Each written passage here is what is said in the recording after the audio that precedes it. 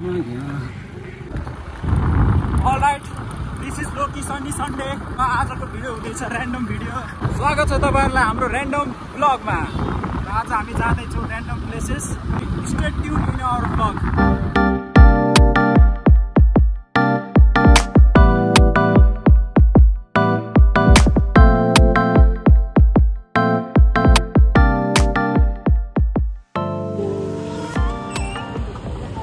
Local भाले छ यहाँ आइज सुरुमै त हेरेको मैले। यताबाट हेटौबाट जान मिल्छ। या ब्रदर यशोदाको पर्चा गर्दैन। टिभी चाहियो या यशोदामा they did not pay for us. Hello चटपटे बनाइदिनु है। कति सयको 4जना पुग्ने 2 प्लेट बनाइदिनु न। 4 जनालाई पुग्ने।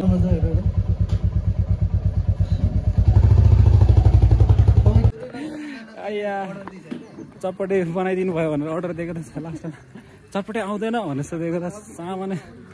आज हेर मलाई होइन दाजुभाइमा जान मन छ, किनभने केटाहरू दाजुभाइ भएर हो यहाँ सोधेको ल।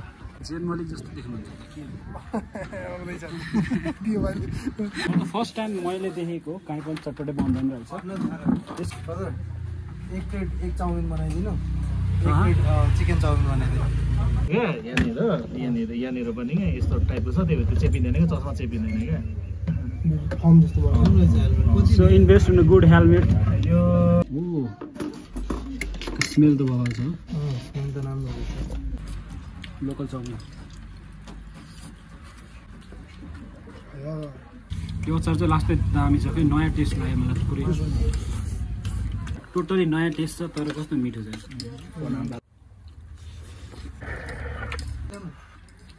मलाई त अचार बनाउन लाग्यो 10मा 10।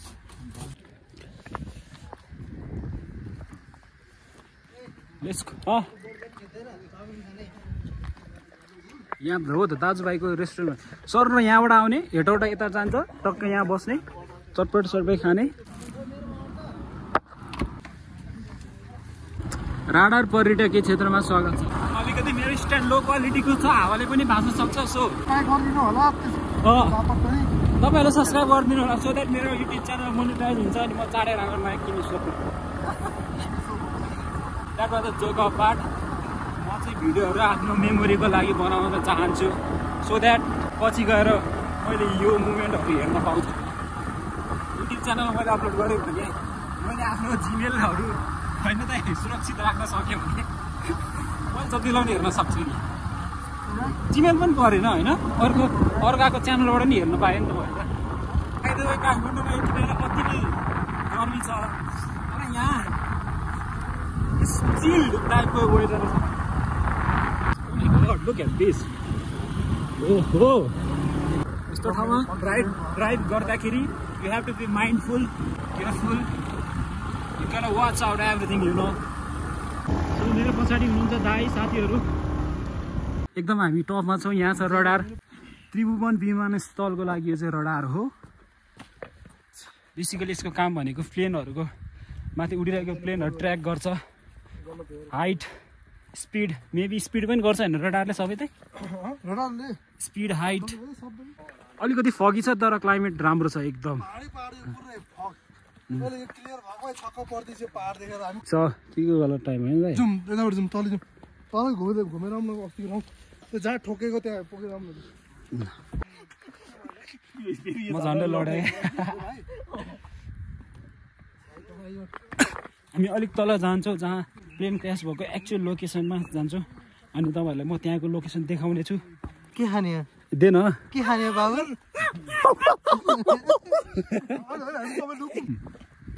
Back to nature.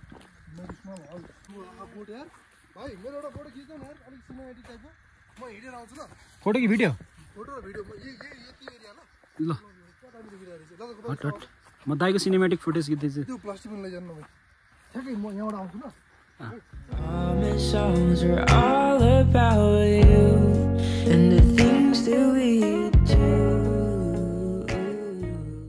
हामी यहाँ किन आएको भन्दाखेरि दिस इज द प्लेस होइन।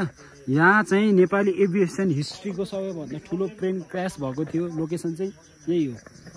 28 सेप्टेम्बर 1992 मा चाहिँ यहाँ प्लेन क्र्यास भएको थियो होइन। So this is the detail, त्यो के अरे प्लेनको डिटेल छ कुन खालको त्यो एयरबस A3004 होइन।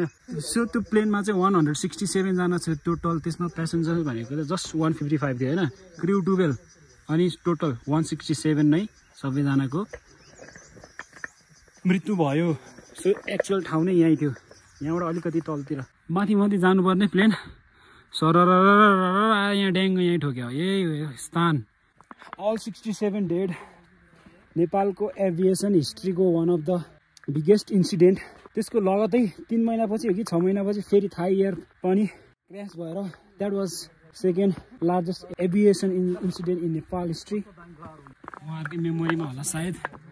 सानो एचोटिका बस्ने ठाउँ, तपाईँहरू आएर रमाइलो गर्न सक्नुहुन्छ, तर यस्तरी फोहोर चाहिँ नगर्नु होला। सो जानुपर्ने 1000 मिटर तलब गइसक्यो। सो त्यति बेला के थिएन, यहाँको त्रिभुवन इन्टरनेसनल एयरपोर्टमा एयरपोर्ट ऱ्याडर थिएन, कम्युनिकेट राम्रोसँग भएन। सो उनीहरू आफ्नो जजमा आइरहेको थियो, यहाँ आउँदाखेरि सरप्राइज अट्याक भन्ने जस्तै भइदियो। पुरै मलबाहरू चारैतिर फैलिएको थियो अनि ल्याटलङ त्यहाँ राखेको छ एक्ज्याक्टली ल्याटलङ। प्रायःहरू चाहिँ फेरि नेपाल घुम्न आएको टुरिस्टहरू रहेछ कि स्पेनिसहरू, युकेको, अलिअलि नेपालीहरू चाहिँ काम गर्न फर्केको मान्छेहरू चाहिँ त्यो फर्किरहेको रहेछ। त्यो तल मेमोरियल साइट छ, त्यो मेमोरियल पार्क त्यहाँ सबै राखेको छ। अब टाइम भ्यायो भने हामी त्यहाँ पनि त्यो पनि देखाउँछौँ। बिगार्दैछ मेमोरी पार्क टाइम भयो भने हामी त्यहाँ पनि देखाउँछौँ। त्यहाँ पनि राम्रो शान्त छ, घोचिहाल्छ क्या, नाइज भनिहाल्छ मलाई त हो र जङ्गली देवताहरूले।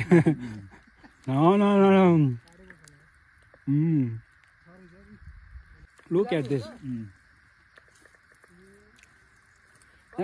काफलको बोटहरू पनि छ, तर काफल पाकेको रहेन चाहिँ यहाँ अलिकति हाई एल्टिट्युडमा भएर। ओ माइ गॉड, मेरो लुगा बिग्रेको।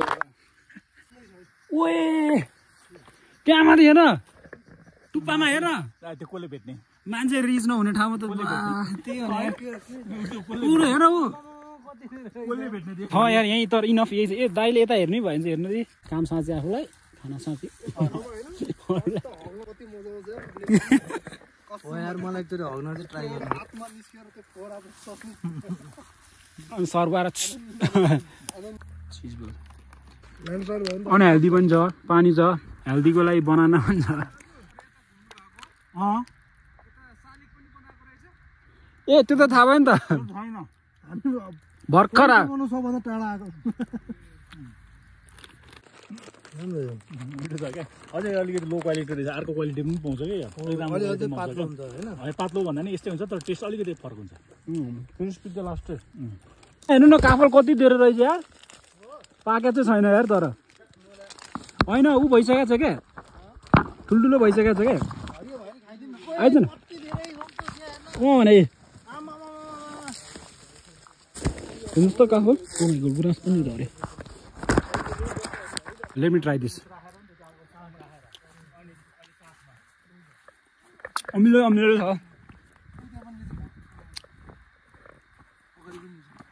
या वी आर डन। अब हामी फर्किँदैछौँ तलतिरको लागि। आजको लागि यति नै। तपाईँलाई यो ठाउँ आउनु मन लाग्यो भने गुगल म्याप हेरेर आउन सक्नुहुनेछ। त्यही हो, सजिलो आउन सक्नुहुन्छ, अप्ठ्यारो बाटो छैन। ठाउँको नाम हो भोटे डाँडा। त्यसले ज्याकेट छोडेर आउनु भएछ। नयाँ किन्नु यार, अर्को ज्याकेट नयाँ ज्याकेट किन्नु क्या। दाइले ज्याकेट छोड्नु भएछ, ज्याकेट लिन जाँदैछु। दाइ कुद्दै जानुभएछ, म साथी पछि पछि अलिअलि जाँदैछु। म दाइलाई प्र्याङ्क गर्न चाहन्छु, म यहाँ लुक्छु। दाइ तलबाट ज्याकेट लिएर आउँदै हुनुहुन्छ, अब चाहिँ यहाँ लुक्नु पऱ्यो। दाइले मलाई बोलाइरहनु भएको छ, कताबाट आउनुहुन्छ दाइ, म यहाँ लुक्छु।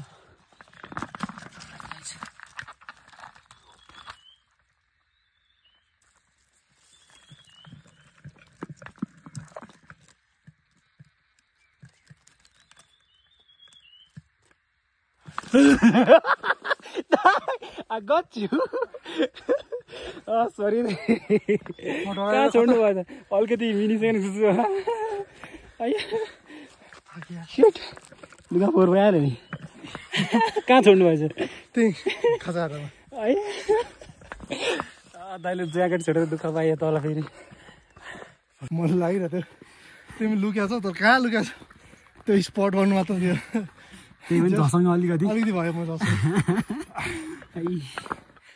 That's all about having fun ल गाइज आज हाम्रो भ्लग अलिअलि सकिन लाग्यो यस्तै हो अलिअलि धेरै त रमाइलो छैन अलिअलि छ तपाईँहरू नजानु होला घरमै बस्नु होला सुत्नु होला रमाइलो छैन बाहिर रमाइलो छैन बाहिर रमाइलो केही छैन बाहिर केही रमाइलो होइन यस्तो यो केही रमाइलो घरमा आनन्दले सुत्नु सिरा गोडेर प्लेन यस्तो नि यहाँ माथिबाट आउनु पर्ने होइन तर त्यो दिन त यो तल भुइँको लेभलमा आइरहेको थियो क्या त्यही भएर हो यो हाइटबाट चाहिँ हुँदै डिसेन्ट हुनुपर्ने होइन त्यो दिन चाहिँ यो हाइटमा गयो क्या किनकि त्यो माथि भनेको बादलहरू के बादलका सादल के थियो अनि यहाँको जस्तो होइन राडार थिएन अनि कुन हाइटमा डिस्टेन्समा उडिरहेको छु भन्ने कुरा पाइलटलाई थाहा थिएन उनीहरूले जस्ट ककपिटभित्र रहेर एउटा क्यालकुलेसनको हिसाबमा उड्थ्यो त्यति बेला उनीहरूको मिसक्यालकुलेट गर्यो 1000 मिटर माथि चढ्नुपर्ने उड्नुपर्ने चाहिँ 1000 मुनि उड्दैपछि के भयो त यहाँ आएर बजाएर ठोक्यो 160-170 त्यही हो बेसिकली त्यसरी चाहिँ इन्सिडेन्ट भएको थियो केटा मान्छेहरूले आफूलाई जति सेफ राख्न खोज्यो त्यति अनसेफ हो कि न सोर्स ट्रस्ट मी ब्रो भन्दै यस्तरी फोहोर चाहिँ हामीले यस्तो बोकेर ल्याउने अनि डस्टबिनमा डिस्पोज गर्ने नैतिकता हुनु पऱ्यो क्या मान्छे भएपछि मान्छे जस्तो हुनु पर्यो एग्री हुन्छ सो हामी घर फर्किँदैछौँ अब सायद आजको भ्लग यस्तोमा सकिनु पनि सक्छ थाहा छैन जे पनि हुन सक्छ अन्तिमसम्म हेरिदिनु भएकोमा तपाईँहरूलाई धेरै धेरै धन्यवाद भन्न म चाहन्छु